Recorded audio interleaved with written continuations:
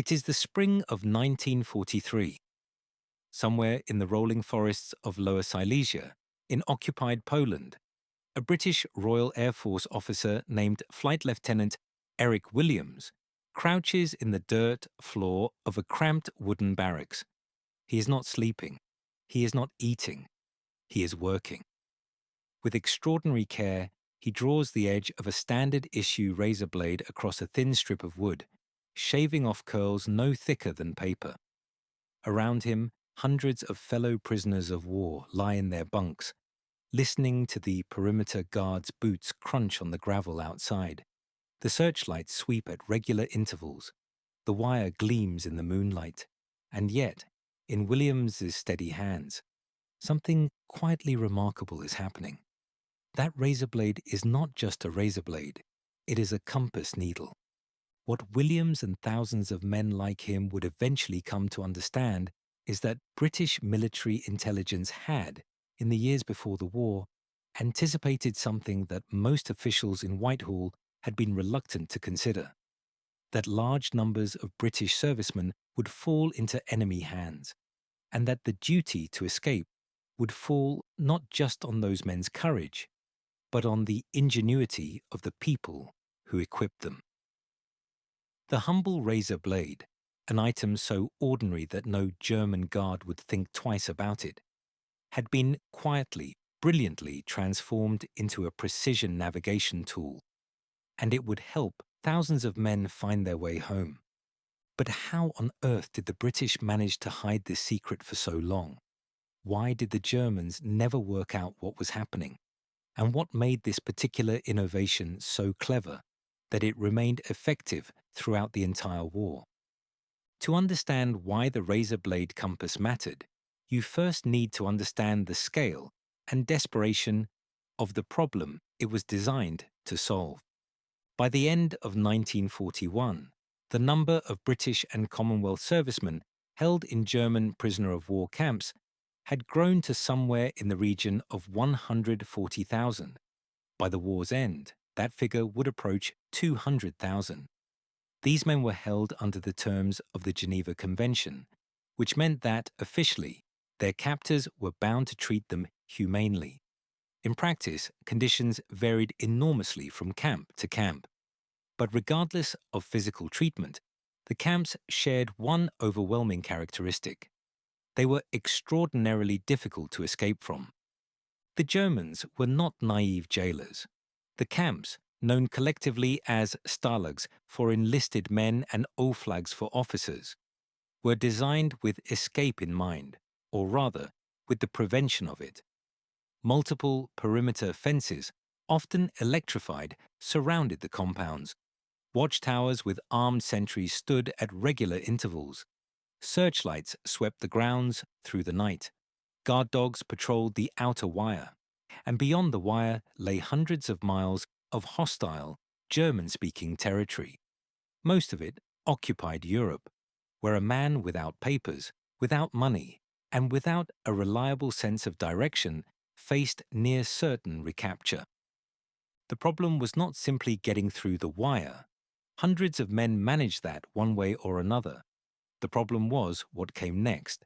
A man who breaks out of a prison camp at midnight in rural Germany or Poland and has no means of navigating is not an escaped prisoner. He is a lost man walking in circles, without a compass, without a map, without any sense of which direction lies the Swiss border or neutral Sweden or the coast of France. The darkness beyond the wire was almost as much a prison as the camp itself. Official statistics from MY9, the British Military Intelligence Section specifically tasked with assisting escape and evasion, suggest that of the tens of thousands of escape attempts made by British prisoners during the war, only a few hundred resulted in what the organization classified as a home run, a successful return to Allied territory. The rest ended in recapture, often within days or even hours. In the vast majority of those failures, the absence of reliable navigation equipment played a decisive role. The escapee simply did not know where he was or which way to walk. Something had to change.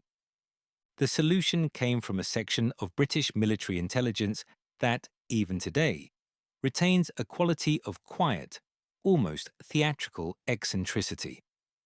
MEY-9 was established in December 1939 under the directorship of Brigadier Norman Crockett, a First World War veteran and former stockbroker who understood instinctively that the war would produce large numbers of prisoners and that those prisoners represented a resource in terms of morale, in terms of intelligence, and in terms of manpower that Britain could not afford to abandon.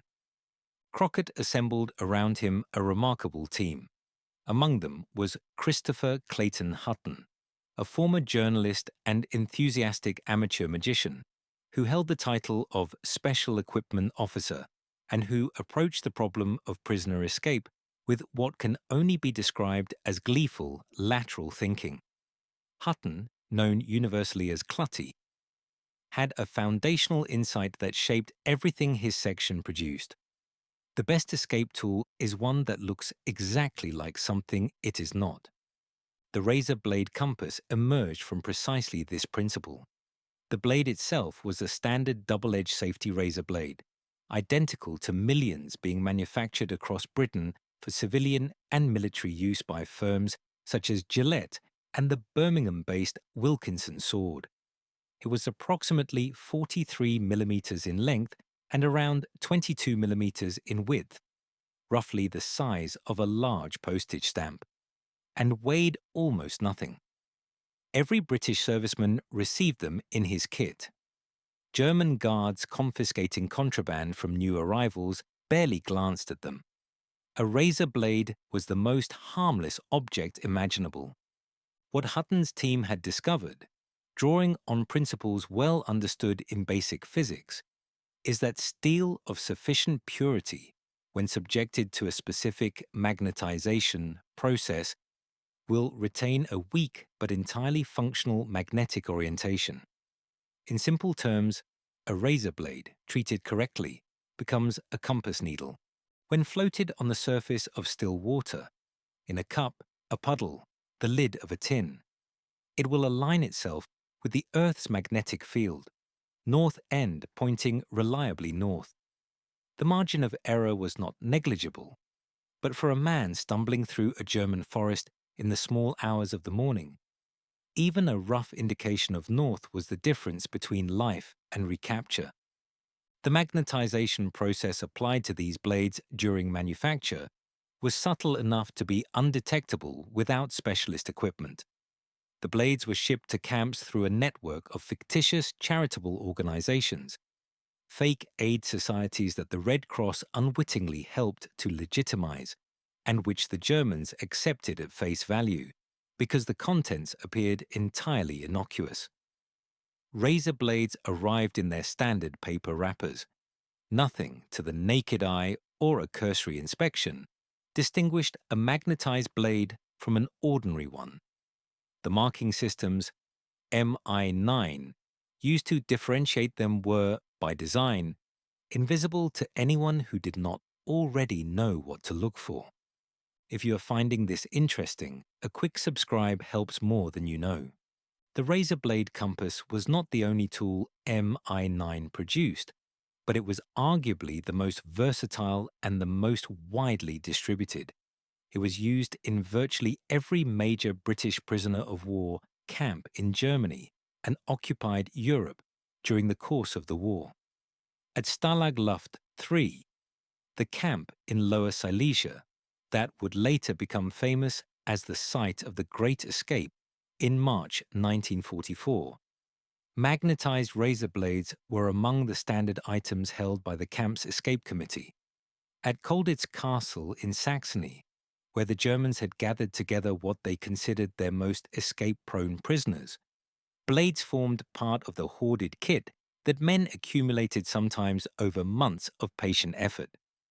The men who used them developed techniques for flotation that were as inventive as the blades themselves. A scrap of paper was sufficient to float a razor blade on a smooth surface. A button from a tunic, hollowed slightly, could serve as a water vessel.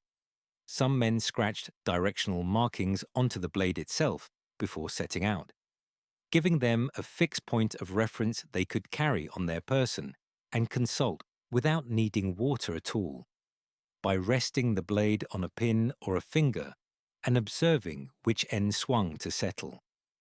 The psychological impact of even a crude navigational tool on a man preparing to cross hundreds of miles of enemy territory is difficult to overstate.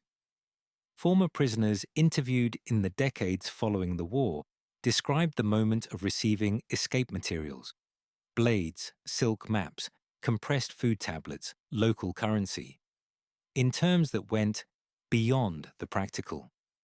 It told you, one officer recalled, that someone back home knew where you were, that someone had thought about the exact problem you faced and tried to solve it, that you were not entirely alone.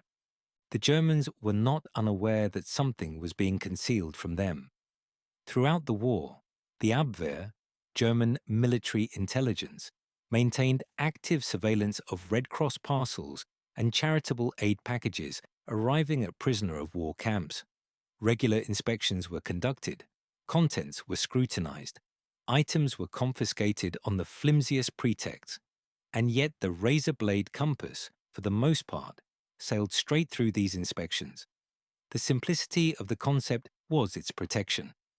The American Office of Strategic Services, the forerunner of the CIA, observed British escape and evasion techniques with considerable interest and largely adopted the same approach when equipping American aircrew operating over Europe. German efforts to produce equivalent covert navigation aids for their own downed aircrews were, by most accounts, significantly less sophisticated.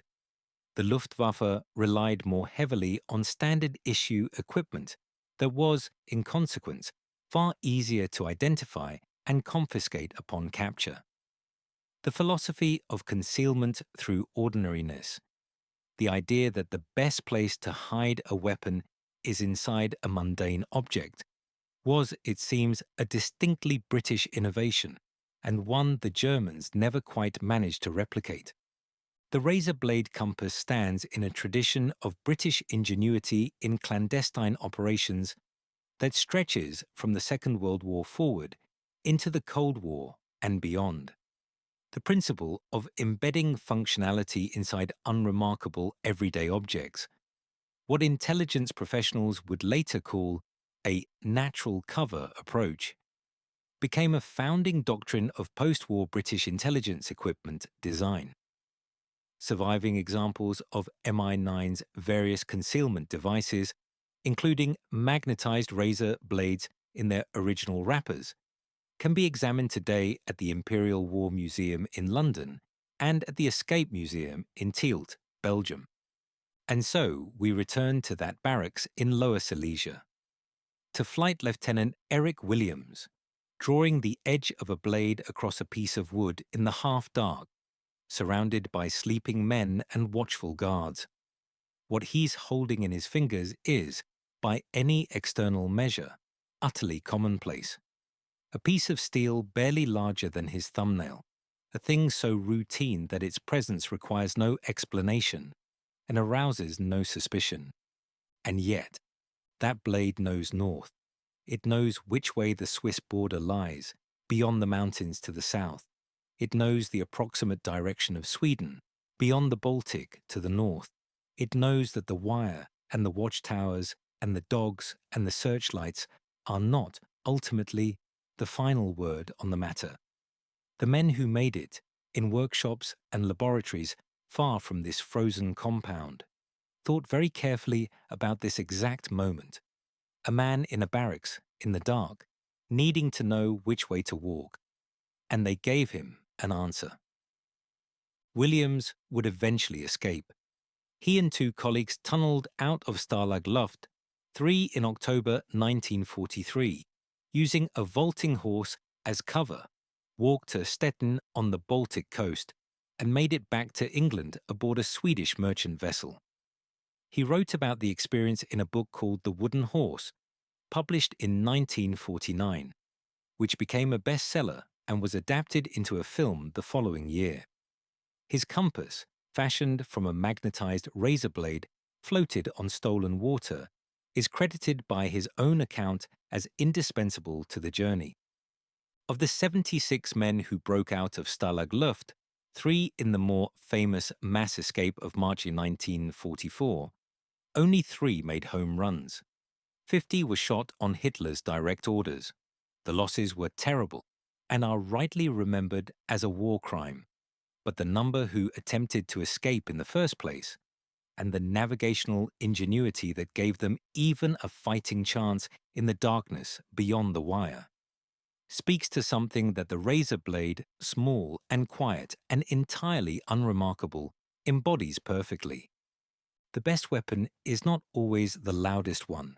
Sometimes it is the one the enemy never thinks to look for, because it is hidden in plain sight, in the palm of a man's hand, in a thing so familiar and so ordinary that no guard in the world would think to take it away.